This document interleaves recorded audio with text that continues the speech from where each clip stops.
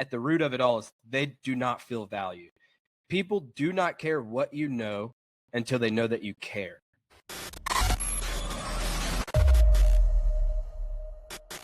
What's up? Welcome back, Tailboard Misfits podcast with Firefighter Nation. I'm here with Preston Lyons of the Relentless Rejects podcast. We got another Q&A type of thing going. We're going to address some hot topics of the fire service and just honestly just have a good conversation. Me and Preston are good friends and feel like that adds to a good flow for some conversation. Preston, dude, how are you doing? Feeling really good. Colorado, summer vibes. Everything's good. Everything's looking real nice. How about everything down there in Texas? It's already hot, so we're gearing up for another hot. At least it hasn't rained. We went I feel like 7 days straight with storms, so the sunshine's nice. I need to clarify something with you real quick. What is cold in Texas, like temperature-wise? Anything below 32 degrees. 32? Okay, I thought you were going to say maybe 60 because I remember when it got cold out there, you guys were freaking out when they had some Not for me. I'm going to throw some a hoodie on when it gets below 50, but other than that, and you're going to have people, right? You're going to have certain people that are going to complain about it, but not me. I'd much rather be cold than hot. For sure. Yeah, you guys got a different kind of hot too. I don't think I would be able to survive out there. Yeah, I think it's already started to hit 90 out here. It's pretty warm during the daytime. So, but like I said, it's the sunshine has been nice because we went through a week with some pretty bad storms, and so it's been good. It's been good. Nice, very nice. Let's see what else, Preston. I've been thinking a lot about the topics we're gonna get to, and we're gonna get to them here pretty quickly. But as far as anything you have going on your podcast, I wanted you to drop that real quick. You've been pumping out some excellent episodes with some excellent guests.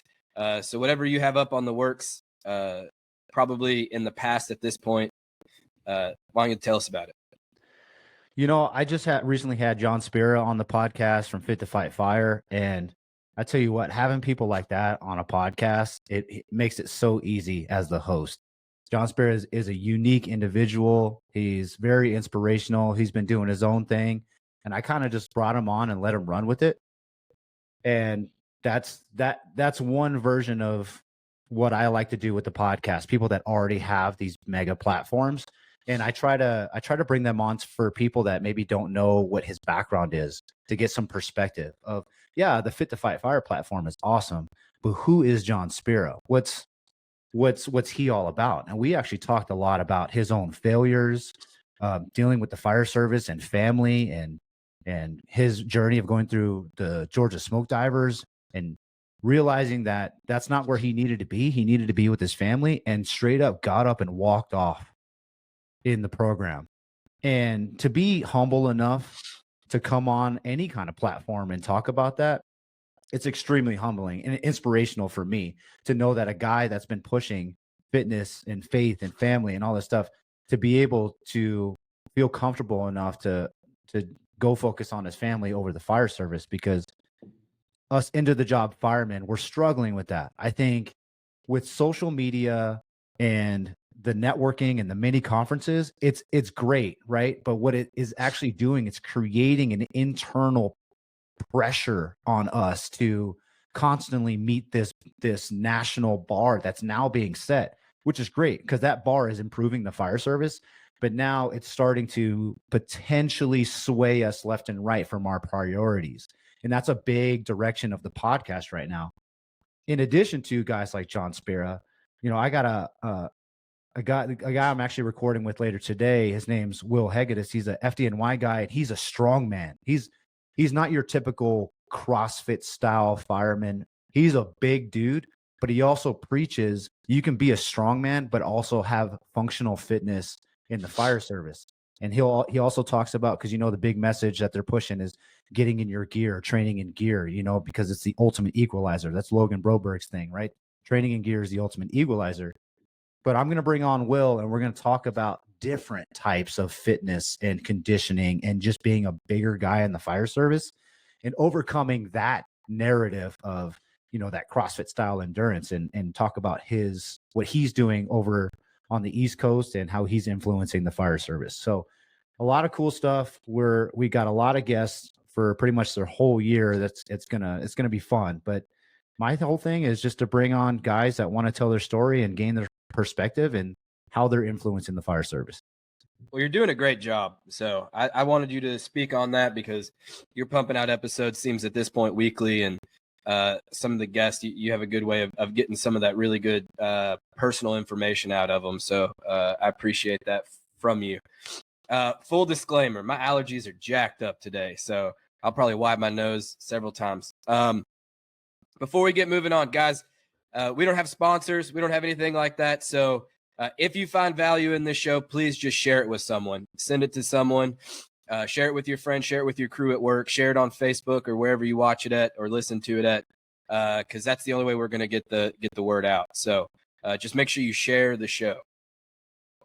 Preston, I'm gonna let you run with this first because you, for me, like you are I don't know if you would say this, a social media mentor for me.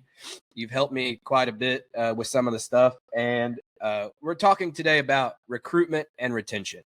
And first of all, we're going to talk about recruitment and what we're doing wrong and where we need to focus and stuff like that. And I feel like one of the biggest areas that we're lacking in when you look at departments across the nation is a social media presence.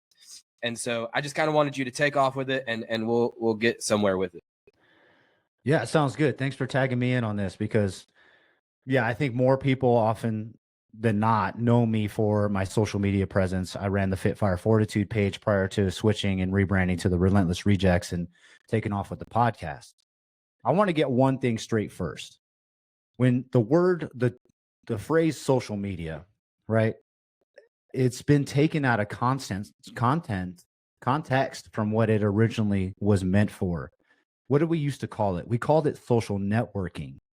You know, back in the day of MySpace and when Facebook first took off, it was a great opportunity for us to connect with those childhood friends we lost along the way growing up, right? Like people we went to middle school with, elementary school, you know, our aunts and uncles on the other side of the coast. It was a great way for us to share what we're doing in our life and we can see what they're doing in their life. And it was a way for us to come together and stay in touch with one another on a bigger scope other than just through phone conversations or meeting face to face. With the evolution of now social media, I think it definitely has a lot of benefits, but people, in my opinion, are using it improperly. Social media now has become the number one way people get their news. I mean, think about COVID, right? Everybody was finding new different articles from the CDC and the White House and all these other people. And they're like, oh, this is what we're supposed to be doing now. This is what we're doing now. This is what this company's doing. This is, you know, and it's like, that's not, in my opinion, that's not what you should be using social media for. Social media is for us, let's say for firefighters like us, passionate about our craft. Our department is this little cup, this little speck on the radar of the entire fire service. The fire service is so big. FDNY is doing different things in LAFD, Washington State, Florida, Colorado, in the middle of the country, different tactics than Texas, different cultures. So I honestly think social networking for the fire service is huge. And that I think will segue into recruitment there is where fire departments are lost. The glory days of 9/11 where recruitment was easy.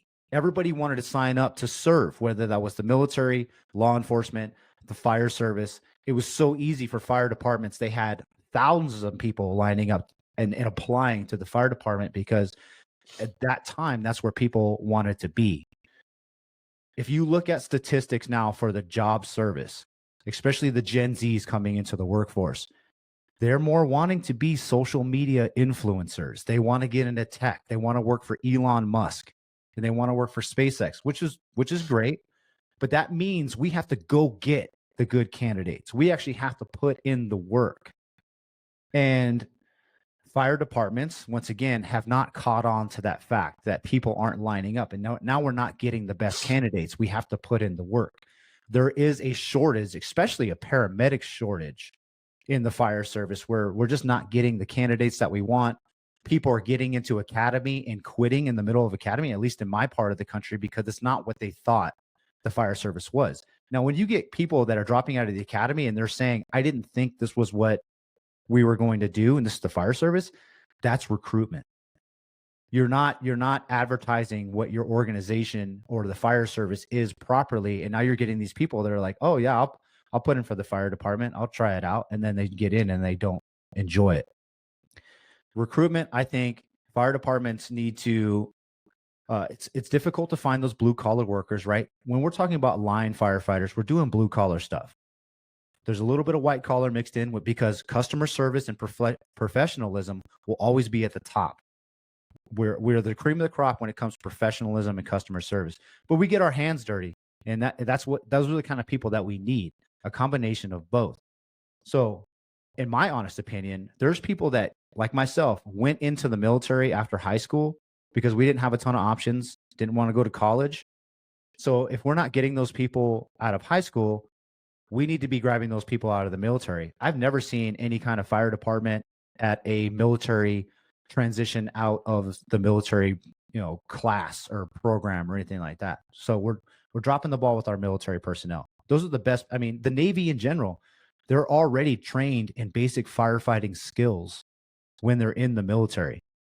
That should be a pipeline for the fire service. And there's probably a fire department out there that understands that and they're doing it. But I think nationally, we're not doing a very good job with that. How about college athletes? People like you and I have a story of, we thought we were going to go pro.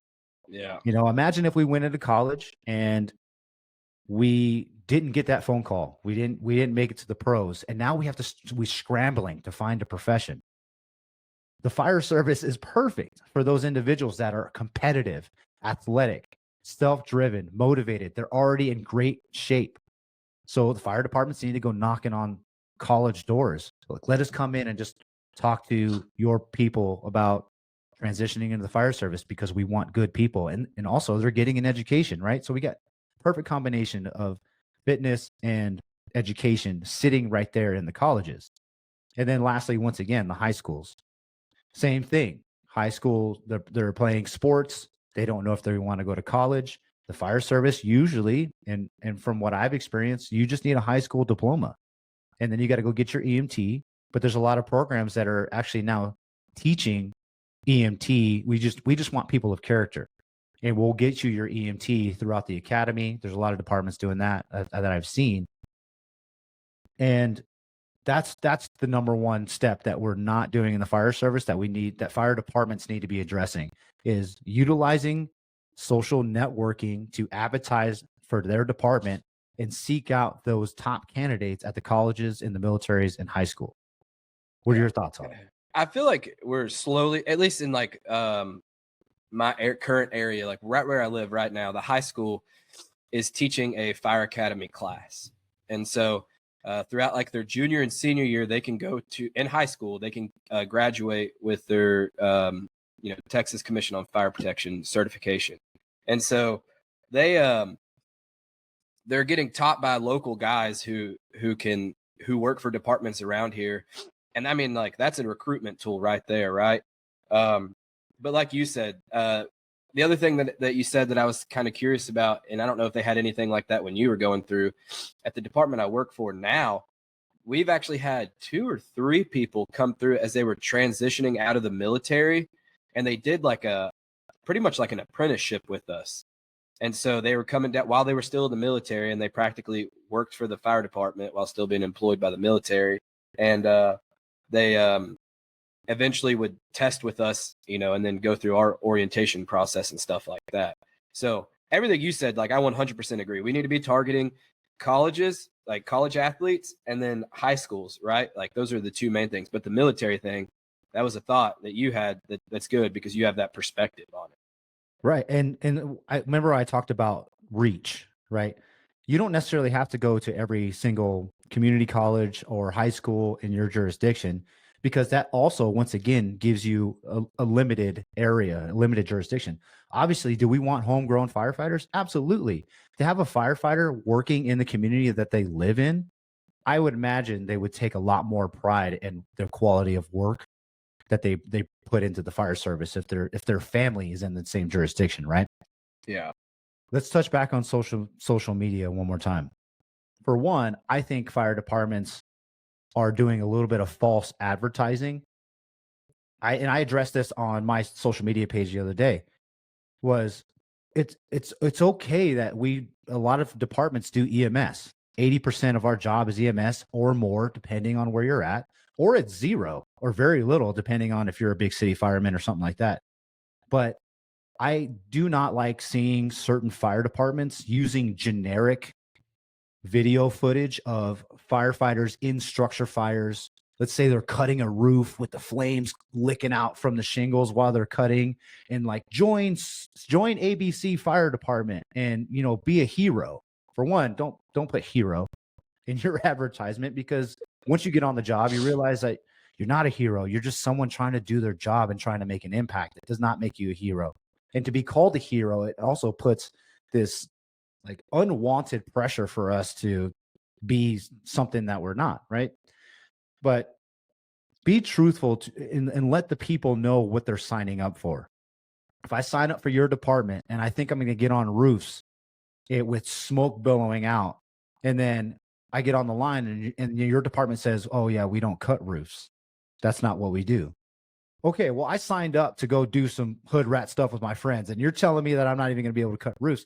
Yeah, that's right. Now go over to the medic unit, because you're going to be there for the first 3 to 5 years until you get some seniority, and then maybe we'll transition you onto an engine or truck. And I'm not saying every fire department does that.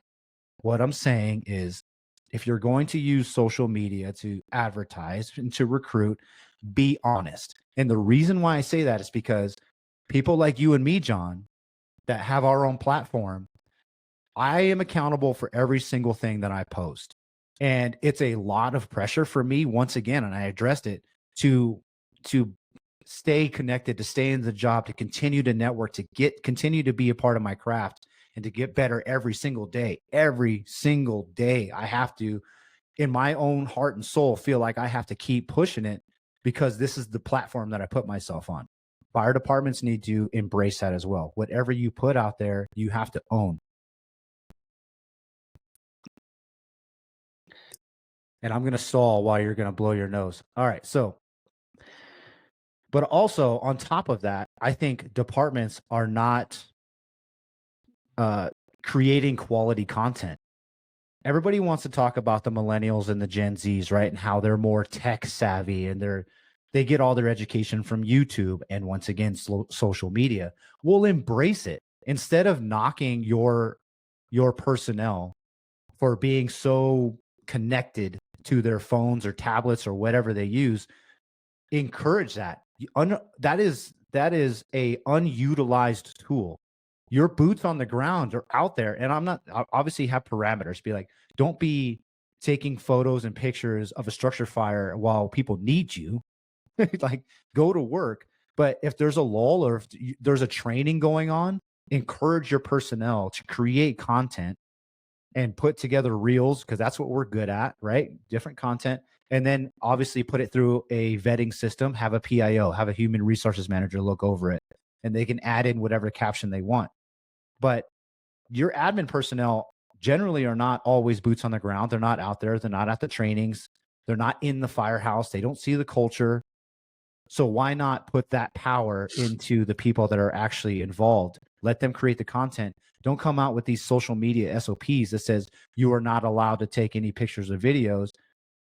Instead, how about say you can take pictures and videos, but any type of content that you have, send it to our PIO and we'll vet it, and then we'll post it onto our fire department page, instead of knocking guys for doing what we do best. And like I said, millennials and Gen Zs, we're good at the social media. So just let us run with it. Yeah, I think there's so many different, like, it's a multifaceted thing when it comes to social media. Like, right, like now that's where everyone advertises everything at, right? So you have to have somewhat of a social media presence. People, like the other day, someone was asking me if we were hiring, they didn't see anything on the Facebook, right? They didn't even go to, in Texas, right? We have a job description or job listings on the commission's website, on the Texas Commission's website. They're like, they didn't even go to that and look. They went to Facebook. And, speaking from personal experience, like I think my department does a pretty good job anytime we go to a good call or a fire or something like that. But there's hardly ever any like good videos and pictures. And what I'll add to that is like, if you have resources there, like you said, don't be videoing or recording or taking pictures when people need you. But if you have resources there that can do that, like allow them to do so, right? Um, I know we've had some great footage from some fires. Like you are so blessed if you work for a fire department that goes to fires often and can be able to have content. And speaking from personal experience, like we have that ability. And I personally don't know the legal ramifications to posting a house on fire, as a recruitment tool or even as like a, hey, they went to a structure fire yesterday or whatever. But like people like yourself and like myself that want to go to fires and they go to a Facebook, right? And all they see is, nothing really, or maybe it's just some, hey, it's EMS week or whatever. It's National Firefighter Appreciation Week or a bunch of PR stuff. And there's nothing about the fires you go to or nothing about the wrecks you go to or anything like that. Like that could be a turnoff for them. The other thing is like, just like you said, kids learn nowadays through YouTube, through Instagram, through shorts, myself included, right? Like that's where I turn to now if I want to learn something, straight to YouTube. So we have to be able to put content out there. And like you said, I love it. We need to use the resources, which are boots on the ground. Like we were talking the other day, right? Like your department utilizing you. And I'm not even saying me, I don't have like this huge social media presence, but like there's someone in my fire department that has a huge social media presence, right? That is a recruitment tool. And we should be and I get it. I get the administration view on it because you don't want them posting vulgar content or inappropriate content and it be tied to your department or your organization. But like if it's vetted, just like through you said, through whoever it needs to be vetted from, like let it happen. Yeah. There are departments out there and some of the ones that close to home, like Houston, Station 19, Dallas has a bunch of like individual Instagram and social media pages, right? Where they're posting the calls they go to, the trainings that they're going to at a station level, right? And that, not even talking about the buy-in and the pride that creates at that station or department, right? Like now you work for, Houston Fire Department, Station 19, right? And you're getting to control the content that you put out. And I don't even know if theirs is vetted or not, but like they're putting out appropriate content, you know what I mean? So it is super underutilized. And I think just like you said, the people that you should be listening to about the stuff that you do. And I only say this because like you don't want to make your department look foolish, right? So there might be some pictures that someone that has absolutely nothing to do, knows absolutely nothing about the fire service or what we do or the trainings that we go to or what's appropriate, come by and take pictures. And they post it and they try to make their own thing, and it kind of makes your department sound dumb, right? Mm-hmm. And so if you give us the freedom to create those things and then let you vet them, like that's such a better way of doing things, right? Like I think that's a big key that we're missing, because you could totally tell the Facebook posts that are created by firemen that know what they're talking about versus it being created by like a dedicated social media person that may not have any clue about the fire department or the fire service.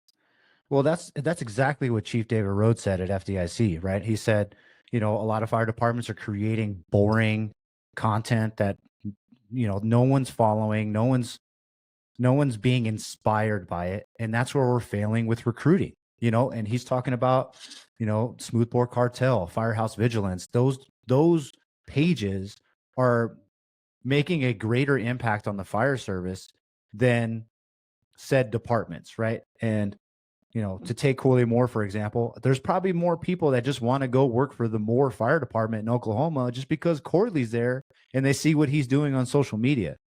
Yeah. So imagine if fire departments were to embrace that a little bit more. And for anybody out there wondering why we're talking about social media so much, is because that is free advertisement.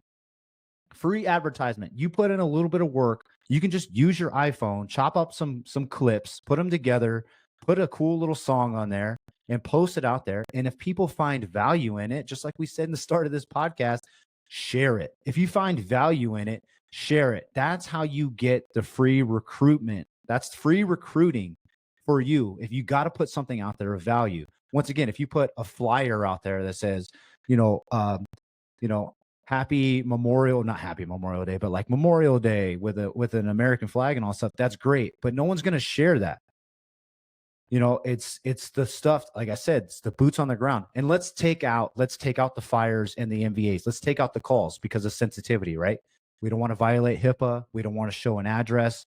We don't want the public getting pissed off. But how about a station tour where elementary kids come over and you pull the engine out and you got the lights going and you see the reactions of the kids. And then you show a firefighter bunked out, pulling out a hose line and spraying water in the air and the kids all having fun. Like, that may not embrace aggressive firefighting, but it shows that you're involved in the community. You take pride in what you're doing. And once again, throw some music in there. And it's like, oh man, look at what they're doing. Like, this is cool. I would love to be involved in something like that, because as a father, right, I would love to see my kids involved in the fire service. And I would love for my kid, if I'm a fireman, to bring them by the firehouse and be able to do these things with my kid. You know, you're reaching different people on the content that you create. It doesn't have to be one specific way you make content. It doesn't have to be all fires and cutting roofs and forcing doors. It could be other stuff. But once again, free advertisement, it's shareable, and you get, once one person shares it that follows your organization, shares it to somebody that doesn't follow your organization, but they say, hey, look what so ABC Fire Department is doing. Now you have a follower. Now you have someone that's going to see, hey, we're hiring lateral firefighters in October this year. Well, I see what they're doing on social media. Maybe let me do a little bit more connecting with some people out there. And maybe this is a home for me. Maybe this is what I want to be a part of. You know, so once again, that's why we're addressing the whole social media thing. Well, I could just prove your point here is like a department that's nowhere near really either you or me. Justin McWilliams from Search Culture, Clackamas Fire Department. Like, dude, I see their stuff shared all the time because they post solid content of a description of what they did, arrivals, everything like that, plus pictures and stuff of the fires that they go to, right? And I'm sharing it in Texas, right? And now, you know, like, we've had, my little department's had people come from all over the country, and how they find out about us, I don't know. But now you have people maybe wanting to relocate because of that. Does that make sense? Yeah. Not to mention that, like, you know, everyone, you know, there's sometimes tabletop training involves watching videos, right? And we do the thing that we're best at doing, and that's armchair quarterbacking. But in all reality, it's a pretty good training concept. Is the one that sticks out to me is Stockton Fire Department. Like, they put out some solid content on YouTube, and they have everything like arrival order and what they have, their dispatch stuff. They even throw the address out there. Like, I don't really know what like I said, I don't know the legal ramification of throwing an address out there is, but you know, they have, if you haven't seen it, just type in Stockton Fire Department on YouTube and go watch a video. Like, it's amazing. So it's all a recruitment tool though now. And it can be used as such and shared and watched hundreds of times. And, you know, when you're talking about recruitment, like, clout goes a long way. And now, like, Stockton Fire Department has some freaking clout because they're posting the fires they go to and pretty much a critique online for the world to see.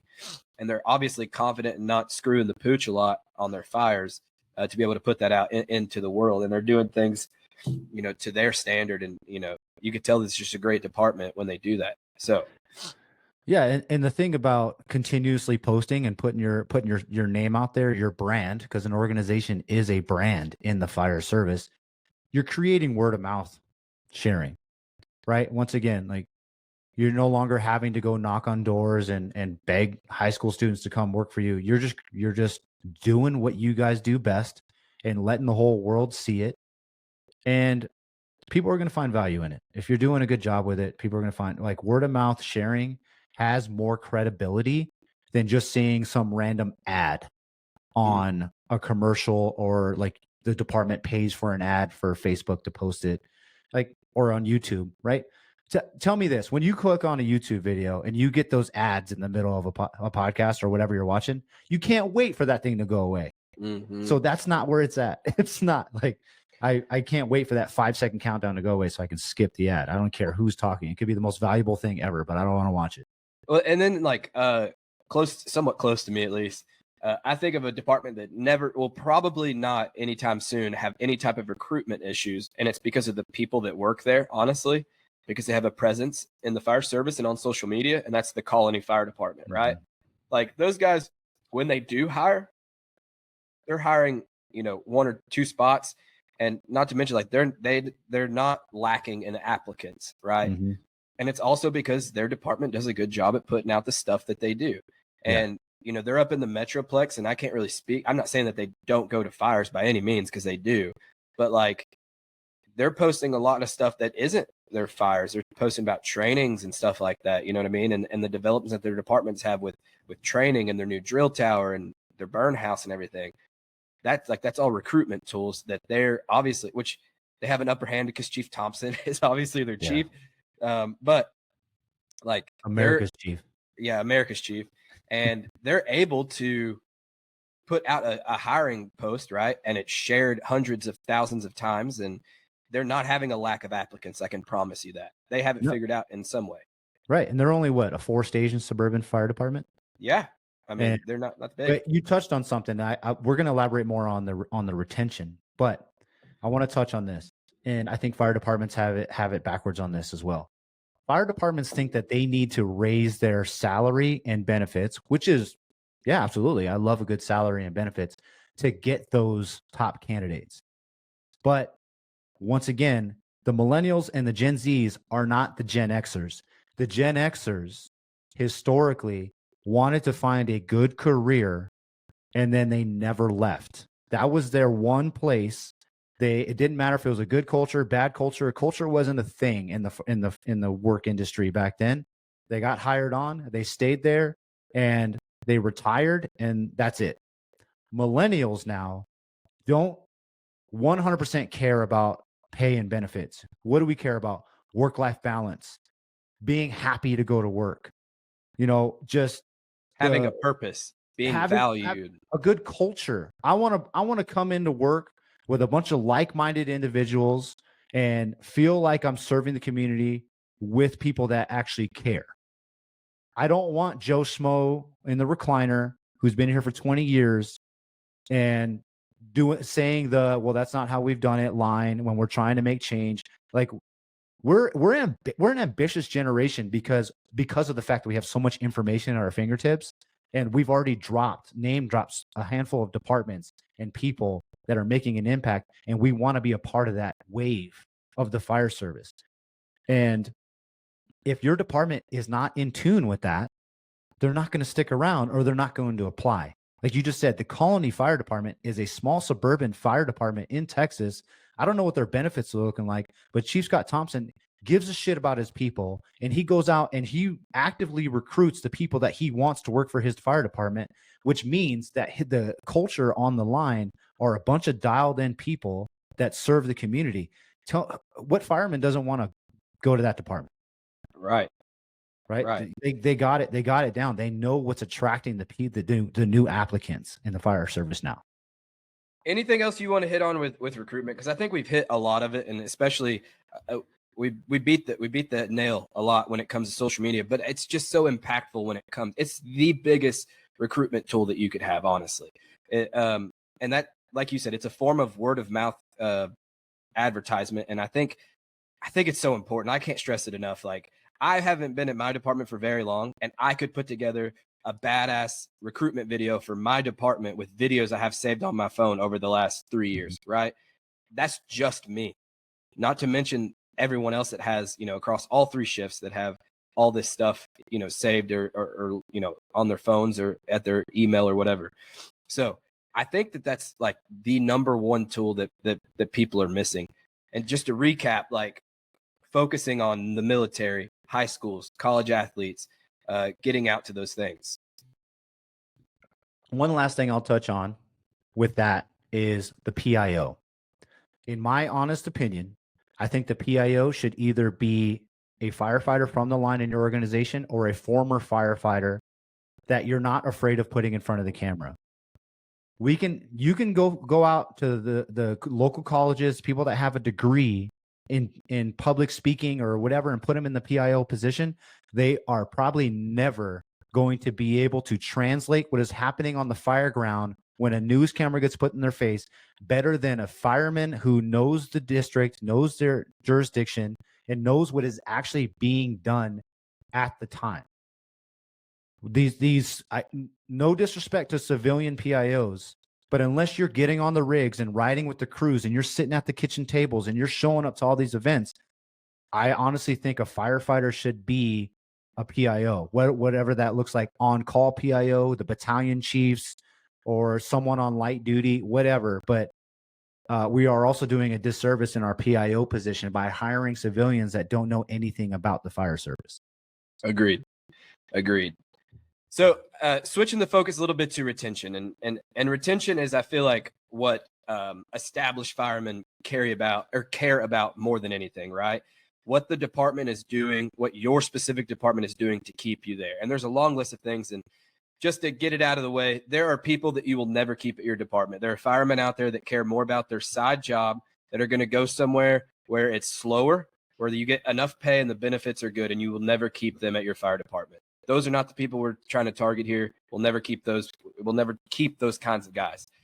But when it comes to retention, I personally believe, and I want to hear your thoughts on it, that people, specifically the people that are getting into the fire service now, and even guys that have been in the fire service 15 plus years, they want to go where they feel valued, where a lot of the bitterness comes from in the fire service and in fire departments from the older generations of guys that still have the concept of loyalty in their heart, like you were talking about, that want to go to somewhere and stay there for the rest of their career.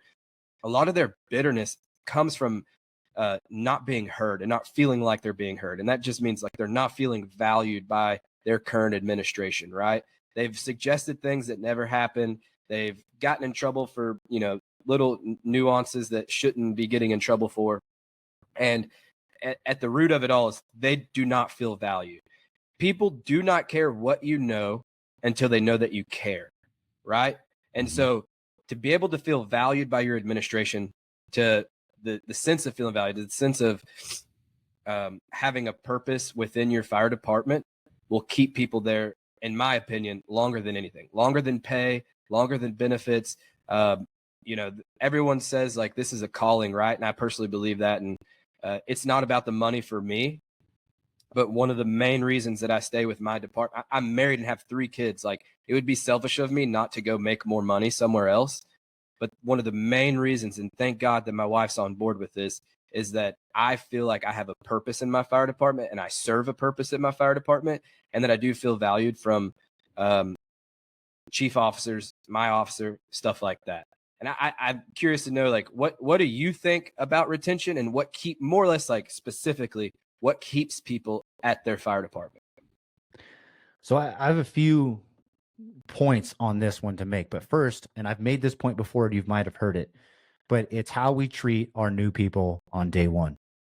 And before I go down this tirade, I want to say that I am all for firehouse jokes, pranks, and razzing the new guy and all that stuff, because honestly, like, when you're the new person, everybody wants to know what you're made of. They want to know if you can take a joke.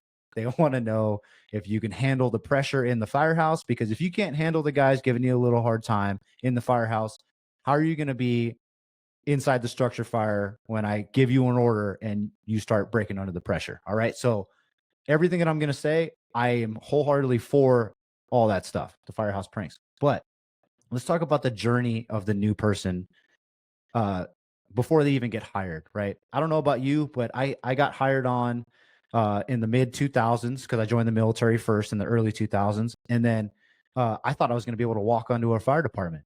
But what I didn't realize was I was going up against thousands of applicants still at this point in the mid 2000s. So it got very competitive. I tested and I applied to probably a dozen fire departments. It was extremely stressful.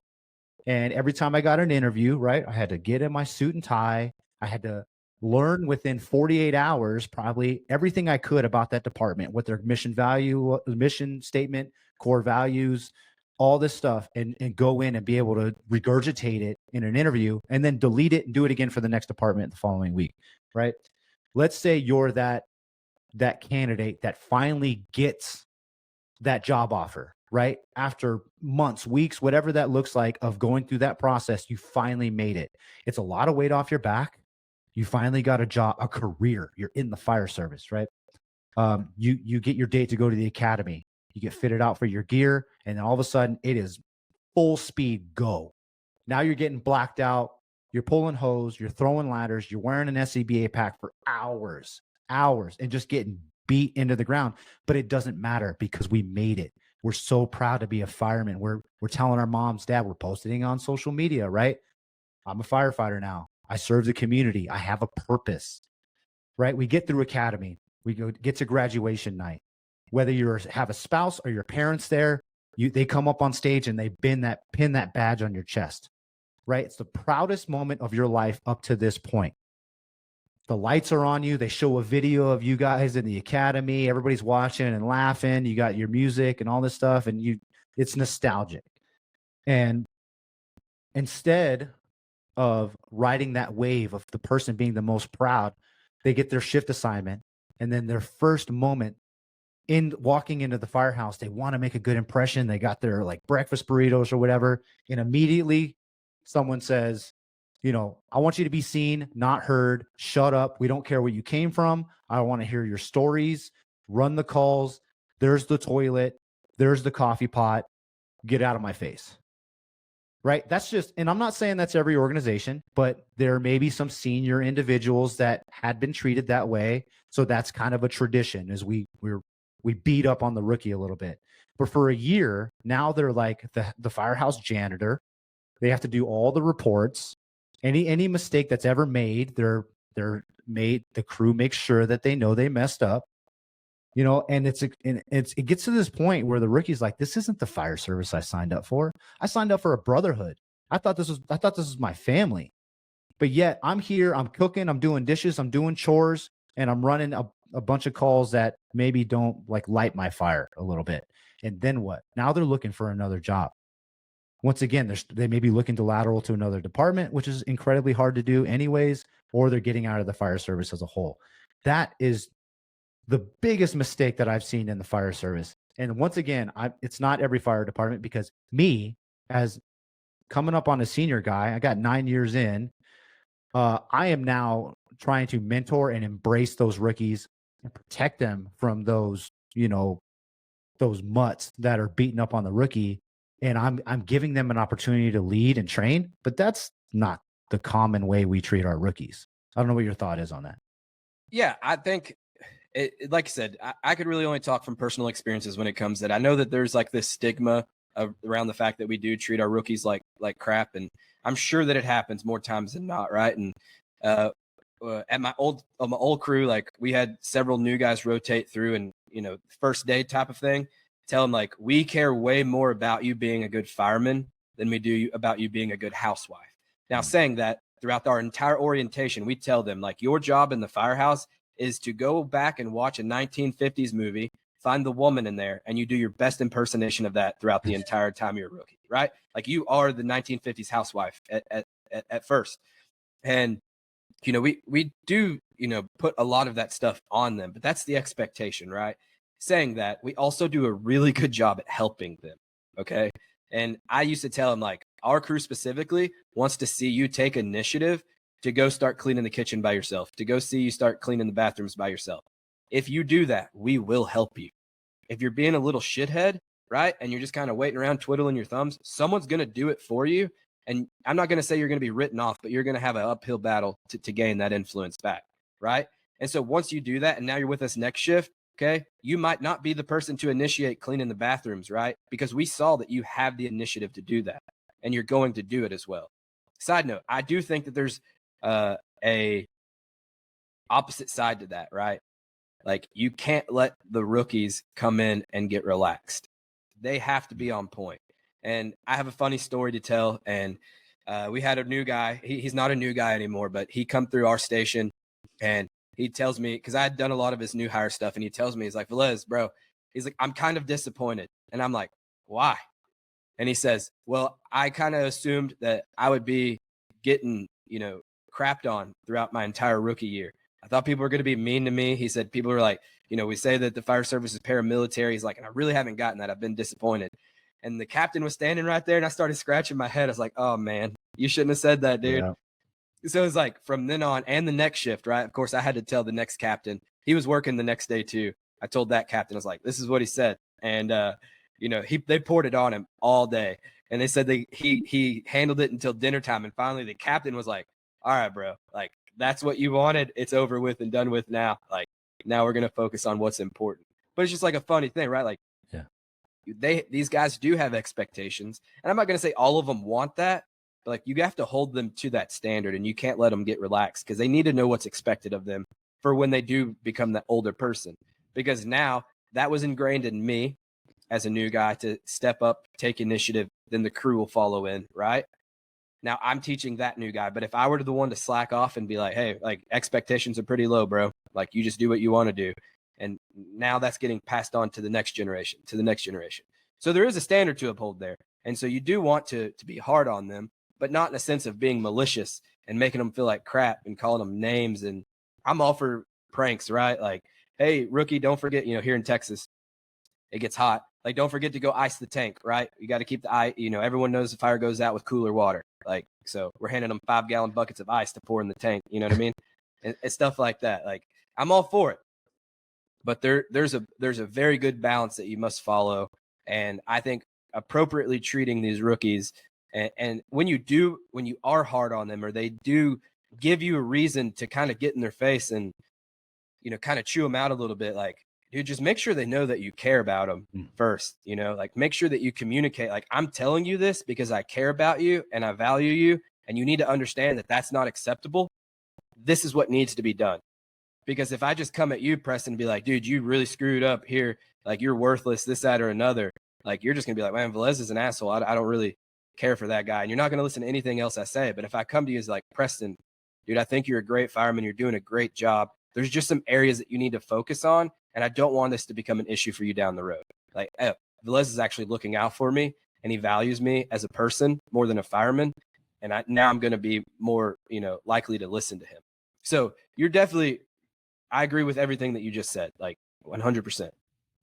Well, yeah. So here's the thing. Like I said, like you have to put the rookie in certain situations in the firehouse, once again, to make sure that they are going to operate like that on the fire ground and gain the respect of the crew, right? If I know you're racing to the phone, or you're trying to get coffee before someone else does, or you're the first one up and emptying out the dishwasher, that's all signs of a good character. If you don't follow those traits, yeah, you're probably going to get a little bit more disrespect from the crew, because they don't appreciate how you're disrespecting their firehouse.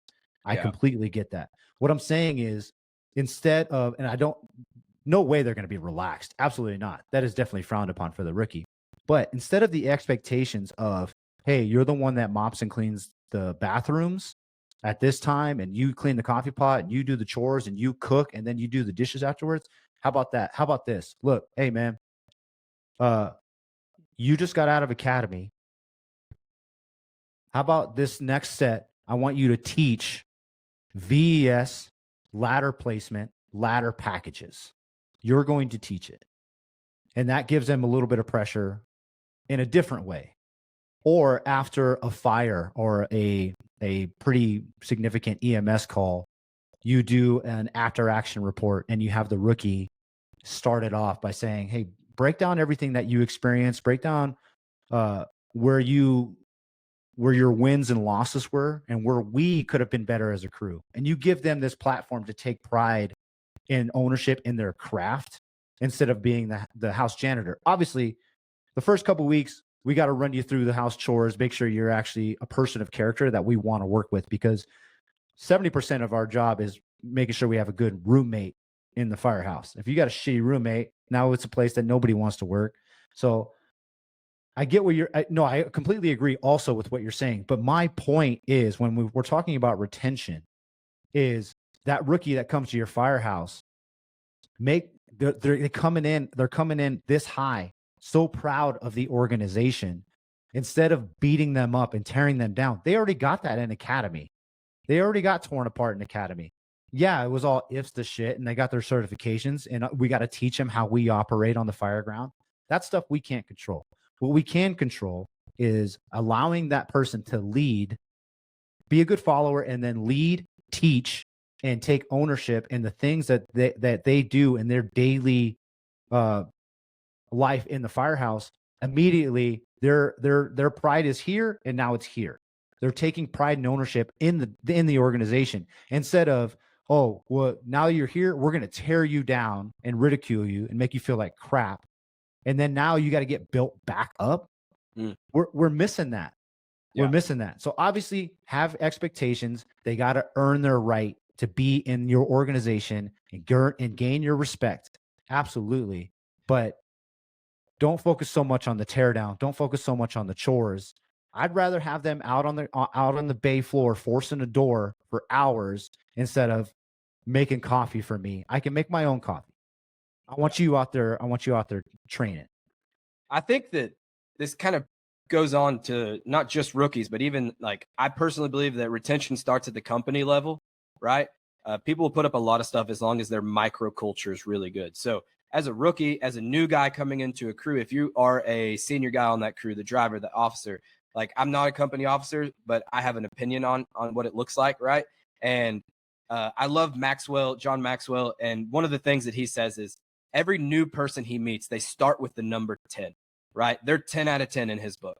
And it's up to that person whether they stay at that 10 or they're going to drop some points, right? And I think us as established firemen, as senior guys, as a company officer, if we can look at those rookies, the new guys, the apprentices, whatever you want to call them, or the new guy on your crew, and you just put a big 10 on their forehead, and through their actions, right, they either stay at that 10 or they're going to drop, right? And so if we can do that, we're going to treat them as such because once again, I think it's Maxwell again. He says something along the lines, if you start treating someone as what they should be, they're going to start acting like that. But if you treat someone like they're low level scum, chances are they're going to act like low level scum, right? So you have to treat them like they're that 10 on their forehead. And I love that. I love that. I think that, like I said, I think kind of a good segue to the company level as far as retention goes.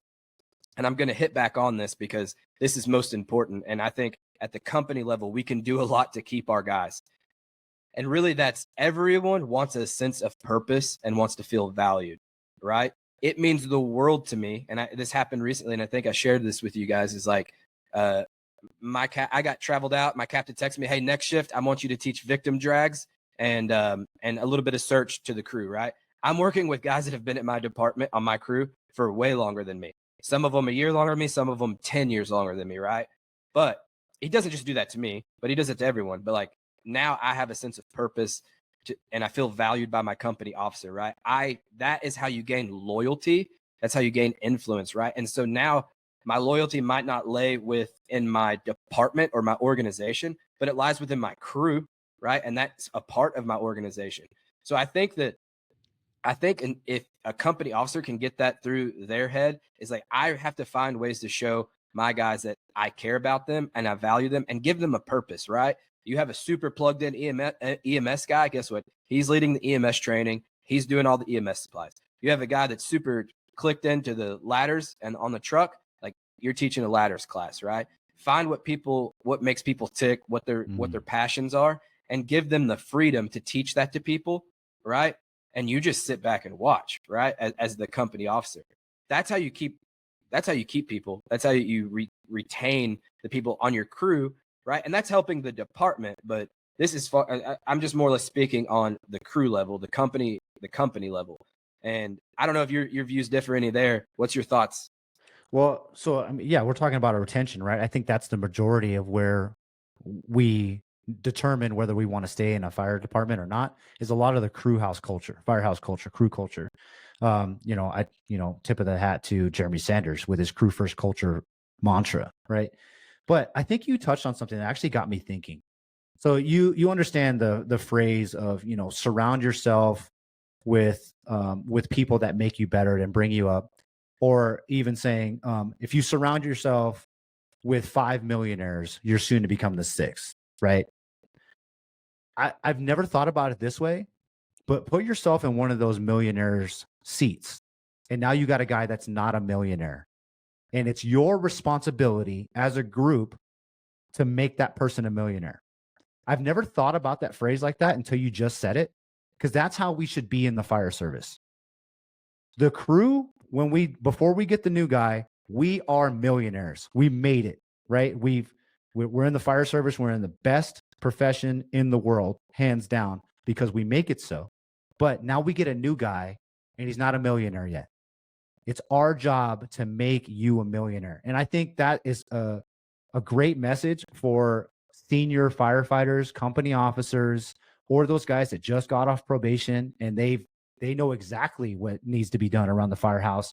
And then you incorporate that mentorship. I think that is a thing that's missing in the fire service, right? Is having someone guide you from the things that you don't know you should be doing, or the things that you shouldn't be doing, but you don't know you shouldn't be doing, right? Mm-hmm. Because I've been in that situation where I've been around a group of guys and they're like, oh, Joe Schmo is over here doing this and he's a complete moron for that. And I'm like, well, does he know he's not supposed to be doing it? Did you actually pull him aside and have a conversation?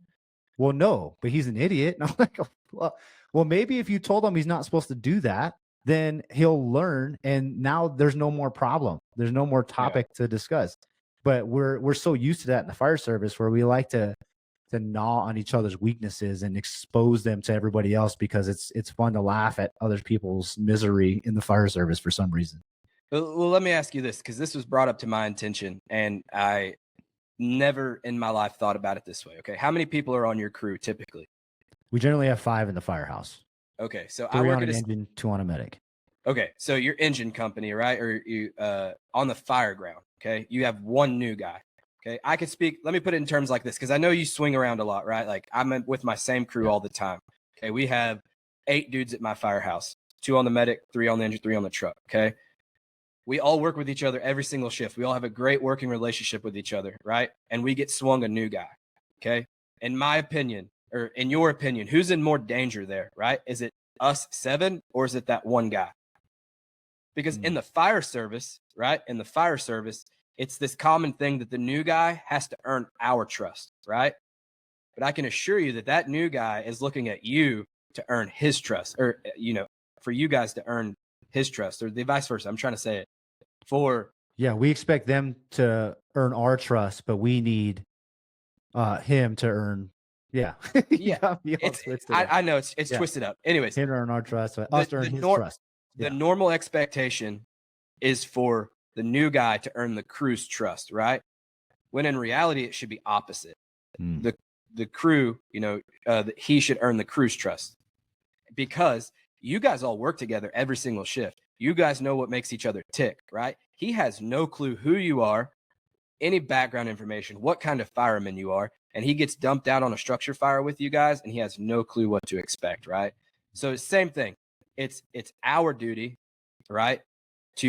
For this guy, we want his trust and he wants our trust, right? It doesn't need to be one-sided. So that guy's really in more danger, that one person, because he has no clue about any of you. Now, yes, you take it to account. Like, I'm not saying like grave danger, like he's going to die or anything, but you guys all have this great working relationship and he's the outcast. So we have to find a way to bring those people in. Yeah.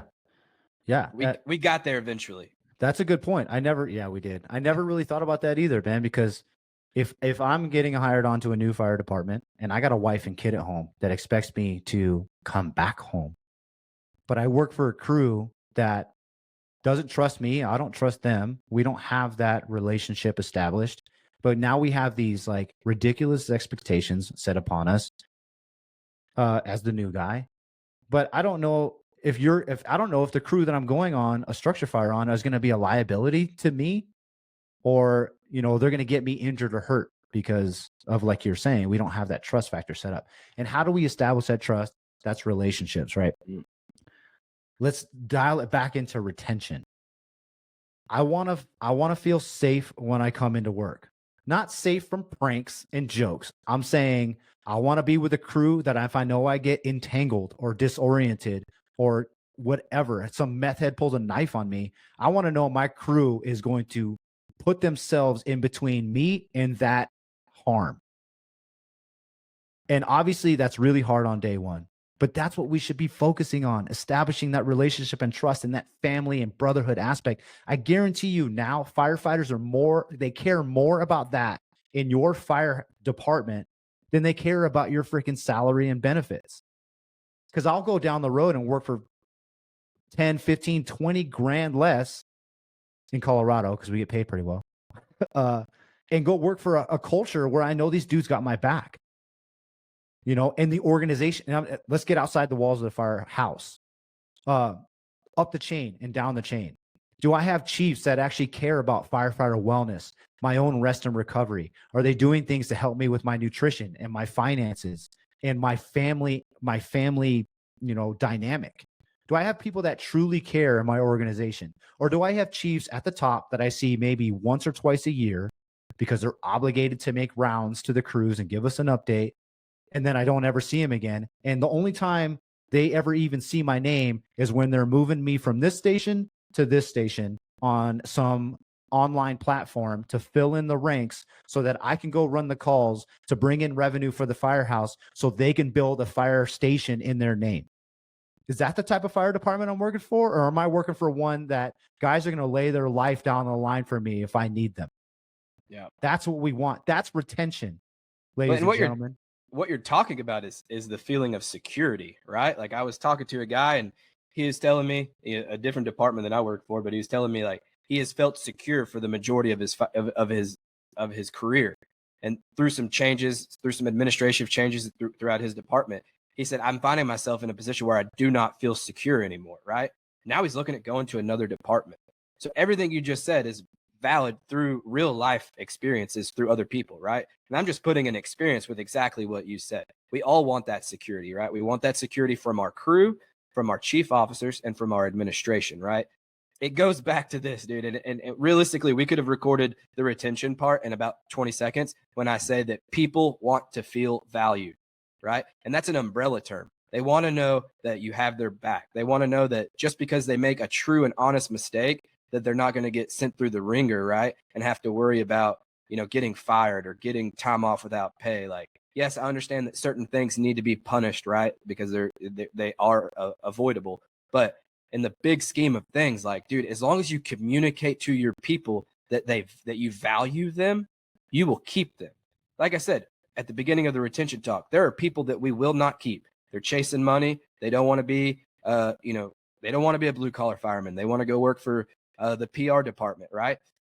I know a department, and I'm not going to call them out, but they're one of the highest paid departments in the state of Texas, and they still hire all the time. Why do you think that is? It's not, they're not keeping people because of their pay and benefit. I've talked to people that have went there and left and came back, or, went there and left and went back to their old department. It's because of the culture there and the lack of feeling valued and the lack of a purpose, right? If people can get that through their head at a company level, at a chief, a battalion level, and at an administrative level, dude, like you wouldn't lose the people that you don't want to lose. You will keep them. Like that's the sum of everything when it comes to retention. People want to feel valued. People want to feel heard, and people want a sense of purpose. And whenever they don't have that, they are going to go somewhere where they feel valued. They are. Yeah, I mean, let's talk about the fire crews that are maybe just getting hammered with calls. Maybe they have a recurring 911 caller or something like that. Whatever the complaint is, right? A lot of times in certain departments, and a lot of departments, they tell their firefighters, stop bitching and run the calls, which is very valid most of the time, because a lot of times we just want to vent and complain about the stupid calls we ran or something like that. But another thing that needs to happen in an organization, you touched on it already, is communication. That communication, you ever heard the phrase bitching should travel up the chain of command, never down?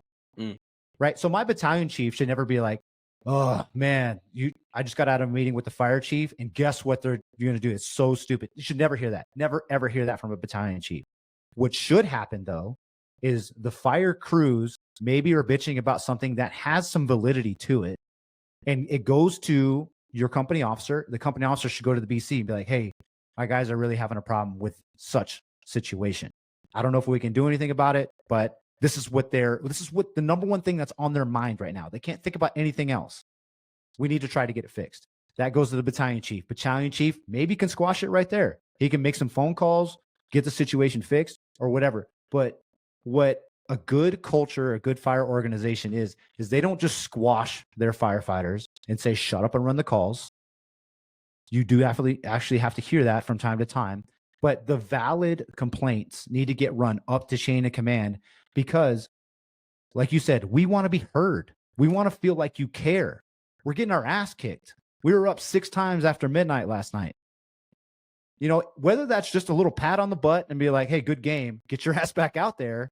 And it makes me feel a little bit better. Or, hey, you know what? We see that. We're tracking it.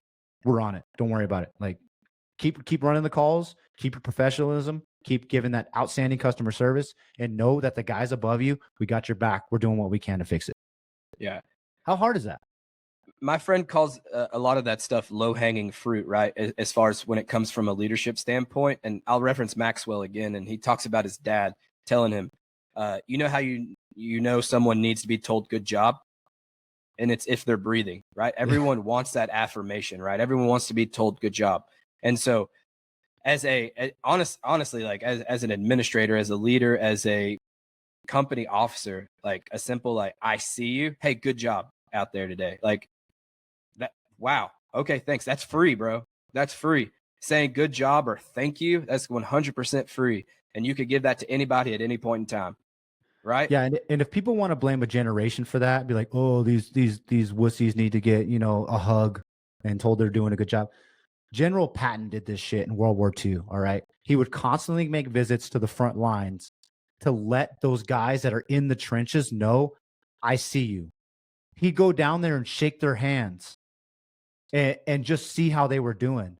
And what does that do for them? It brought them up. It uplifted them. It gave them a reason why, again, because let's go back to the fire service. If the firefighters are told to shut up, run the calls day in and day out, that is what we are going to do. But on a morale level, we don't feel great. I feel like a pawn on a chessboard, dude. I feel like I'm just a revenue stream for you. Yeah. If you prioritize your people, your number one asset in the fire service, which is the firefighters, if you didn't know, if we don't feel prioritized, we're not, once again, happy to come to work. And now we're going to go find someone else or some other organization that appreciates us. You're going to go where you feel valued. Absolutely. Right. 100%. Yes. 100%, dude. So a lot aside from feeling valued and stuff like that, like we've talked about that a lot. I think something to hit on real quick is just like a lot of the new studies in firefighter wellness that's coming out, right? The studies with the sleep cycles and 4896 and nutrition health. And I know a department up there, spares department, right? They just got this freaking holy mecca of a workout equipment. And, you know, they're prioritizing firefighter health and wellness, right? And, you know, you hear, and I get it, like some of that stuff costs money and I understand, like, you know, budget costs and stuff like that, but stuff that we could start looking at more. Like currently I still work at 24/48, right? And if I have to work overtime, and I'm not, you know, playing the world's smallest violin or anything, I did this to myself, but like I just got off a stint of 3 48s back to back, right? So 48 off 24, 48 off 24, 48, right? And I just got off this morning. I did that to myself. But I work 48s all the time. How nice would it be to have 4 days off and like get into the studies when it comes into sleep? And something that I'm waiting to see is there's starting to be some studies out there as it pertains to sleep and cancer. And as a fire service, rightfully so. Maybe some people are taking it a little too far with the clean cab concept, but we're starting to push the cancer stuff. And like I said, I'm all for it. I'm waiting to see how long it takes for us to get some valid stuff when it comes to the 4896 and sleep, or even, and I get that this is far-fetched for a lot of departments, but even the 2472 stuff, as well as the health and wellness, the prioritization of physical fitness and nutrition in the fire service, and specifically at the department level. I know, just talking about work schedule, and I could probably name off at least 10 people right now that live in my area that said if my department was 4896, they would come, because they work at a department that's 4896 right now and they never want to give it up. I know people that have left my department to go work for a 4896 department, and they will not come back, or they won't ever go to another department that works 24/48s, right? I don't have that luxury. I don't know what 4896 is like, but all I do see is 4 days off with my family versus sometimes 1, sometimes 2 days off with my family, right? And I think that stuff, like you said, the work-life balance, a lot of the millennials and everything like that is starting to become more prevalent, and it's very important to the newer-ish generations, and people are starting to flock to those departments.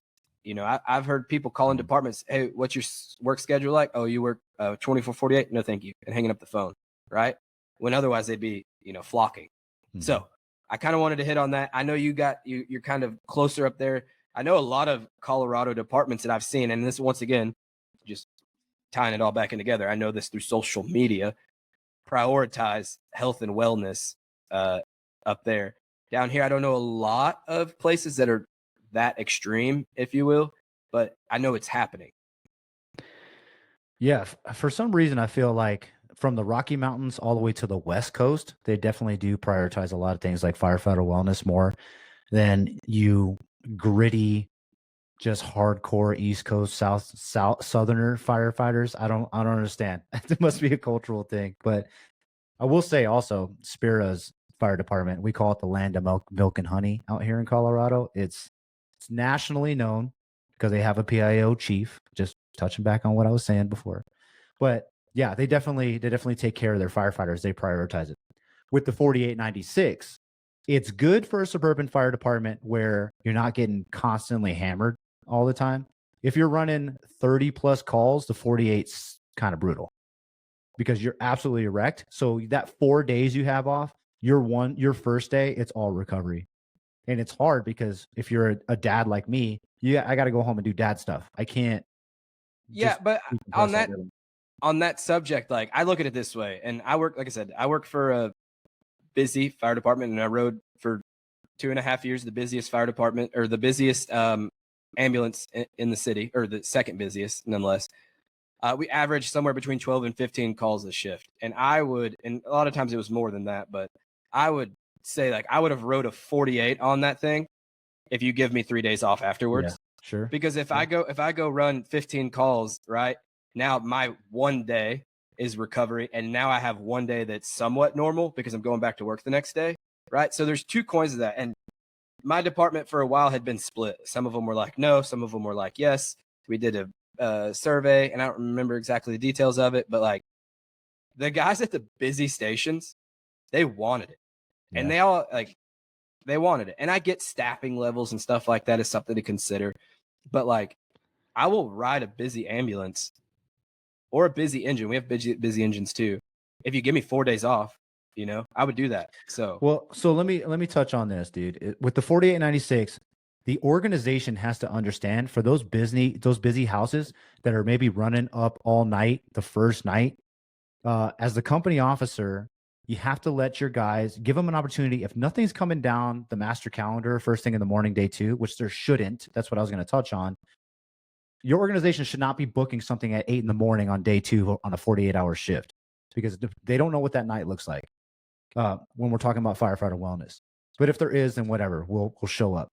But company officers need to understand with the 48-hour shift, if your guys are smoked, you need to give them downtime. There's this mindset for some reason where company officers are like, we owe the community 48 hours, so we're going to be up at 7 a.m. every morning, and then we're at it until 6 p.m. till dinner time, and then we get downtime. Well, your crew's once again going to be burned out. Their output is not going to be great, and I'll tell you how I know that. This on my wrist is a Whoop. My organization was able to collaborate with our health insurance company to acquire 30 Whoop bands for people in our organization.